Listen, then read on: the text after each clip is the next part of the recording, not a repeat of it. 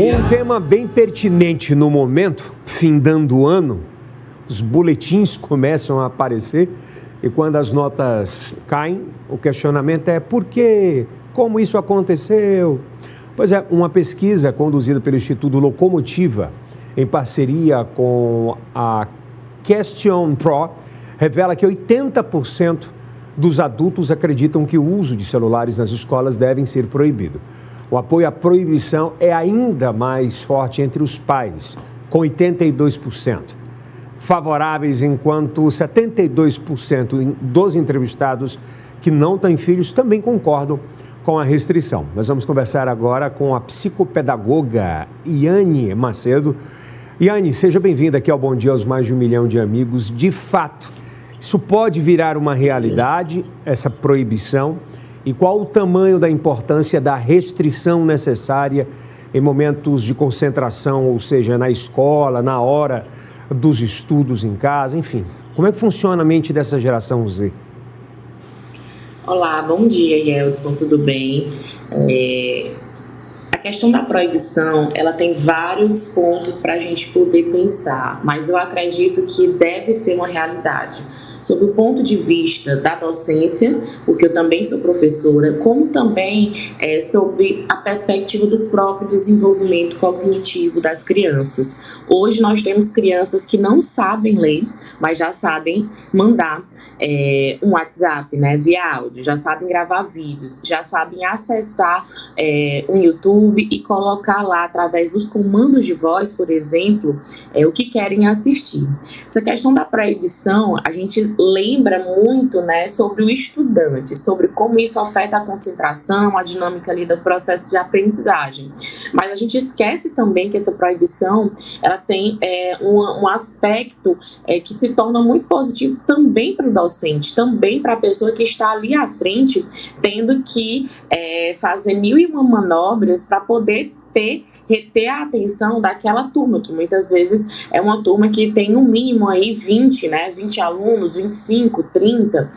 Já ministrei aulas em escolas particulares, por exemplo, que a gente tinha 45, 48 alunos. Então imagina só um professor à frente para poder conseguir, né, ter o controle da atenção de todas essas mentes, e a maioria delas ali dispersas com a notificação, com a vibração do celular.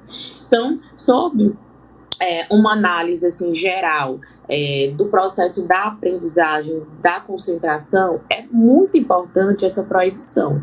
Claro que a gente pode pensar que é uma forma muito radical, né? Que não deveria ser esse extremo. Porém, todavia, é muito importante que a gente comece a adotar medidas mais rígidas sobre o uso de celulares em sala de aula.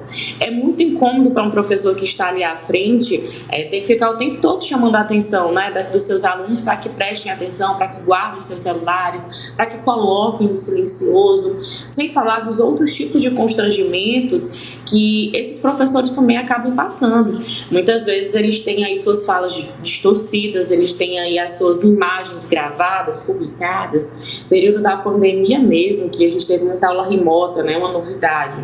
Muitos professores passaram por situações muito constrangedoras ao fato de terem suas imagens expostas, vídeos seus distorcidos, né, virando memes por aí, situações que trouxeram muitos problemas psicológicos também, né, para os professores. Hoje a classe docente é uma classe que vive aí enfrentando muitas questões psicológicas, depressão e várias outras doenças, né, e situações associadas ao excesso de trabalho e às condições de trabalho.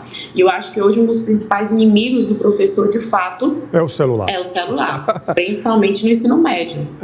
E é uma relação tão maluca, vamos dizer assim, né? Porque o celular meio que faz parte, é uma extensão do corpo da gente hoje, né? Absolutamente, por exemplo, o número de carteiras onde você põe documento, diminuiu muito a venda, porque todos os documentos estão concentrados. Ninguém anda sequer mais com cartão de crédito ou débito. Todo mundo tem... E vai para aproximação. Vai para aproximação. Então, esse distanciamento e esse desapegar, isso é a minha opinião, professora, ele tem que começar com regras em casa, para que quando se chegue à escola, se tenha uma noção, né? Essa história de tudo eu posso, porque a minha liberdade não funciona muito não, porque a vida é dura, professor. O não da vida, é melhor receber o não em casa primeiro, né?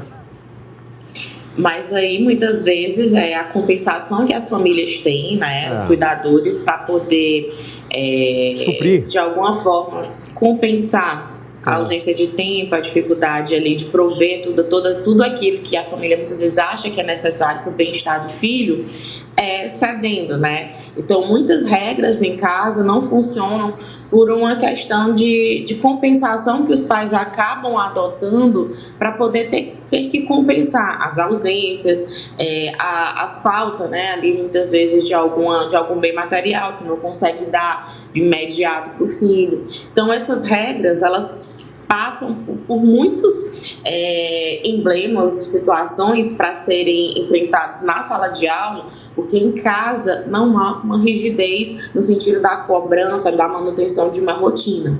E quando a gente fala de regras, não é aquela regra imposta, não é aquela regra no sentido de que pode isso, não pode aquilo. Não é dessa forma, mas a própria rotina, se você for parar para pensar, para uma criança, ela já vai adaptando essa criança a essa conscientização do que ela pode, do que ela não pode, dos horários, uma consciência maior sobre as atividades que ela precisa fazer.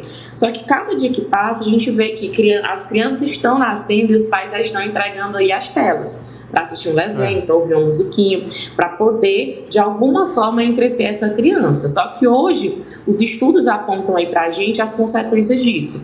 A Sociedade Brasileira de Pediatria, por exemplo, ela não recomenda o uso de telas antes dos 2 anos de idade.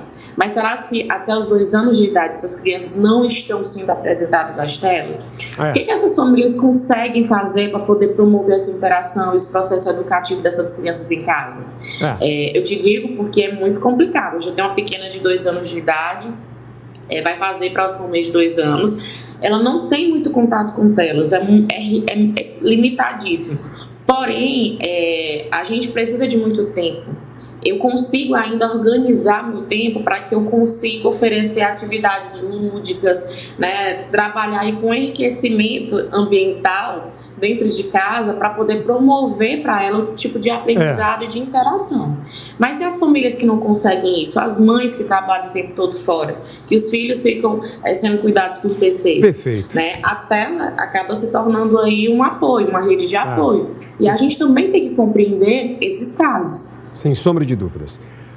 Seja sempre bem-vinda aqui ao Bom Dia. Obrigado pela contribuição com a gente, tá bom? Por nada. Obrigada, você. Forte abraço, uma ótima quarta.